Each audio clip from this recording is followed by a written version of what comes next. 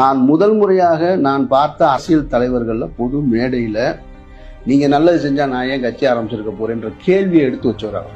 அதே போல நீங்க நாளைக்கே நல்லது செய்ய என் கட்சியை கலைச்சிடுறேன் எந்த தலைவர் வரைக்கும் சொன்னதில்லை.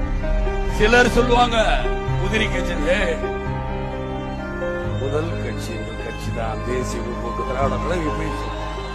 மதுரையில் சாதாரணமாக தெரிஞ்ச எனக்கு இந்த புகழ் வெளிச்சம், இந்த லைட் வெளிச்சம் என் முகத்தில் இருக்குன்னா இதை எனக்கு தந்தது மக்கள். அப்ப நான் மக்கள் பக்கம் தான் நிற்கணும், அதிகாரத்தின் பக்கம் நிற்க கூடாது. இது அவர் செஞ்சார். இந்த ஐடியாலஜி அவர் அடிக்கடி சொல்லுவார். மக்கள் தான் எனக்கு எல்லாமே. என் மக்களுக்கு நல்லது செய்யாமல் இந்த விஜயகாந்த் இருக்க மாட்டார். வாழ்ந்தான் வாழ்ந்தான் வாழ்ந்தான் இந்த விஜயகாந்த் மக்களுக்காக வாழ்ந்தாங்கிற சரித்திரம். தமிழகம் முழுவதும் பேரலையாக அவர் மீது அன்பு செலுத்தும் போது அரசு தாமாக முன் வந்து அது அரசு மரியாதையை கொடுக்கும். அப்போ அவர் பணத்தை கொண்டு இதை சேர்க்கல, அவர் அதிகாரத்துக்கு வந்து இதை சேர்க்கல, அன்பின் மூலமாக சேர்த்த.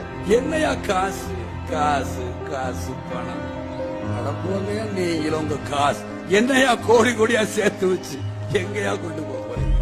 செத்தா கூட அருணாக்குடி அத்து விட்டு தான் உள்ளத்துக்கு கொண்டு போதைக்கிறான். காசு கிடையாது, ஒண்ணு